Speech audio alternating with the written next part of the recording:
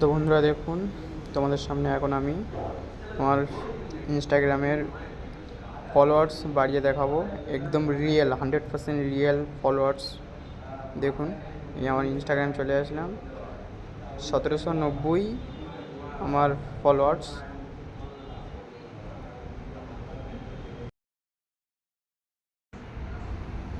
এবার একবার করে রিফ্রেশ করবে, ইনস্টাগ্রামের ফলোয়ার্স বাড়বে। দেখুন, একদম রিয়েল ফলোয়ার্স।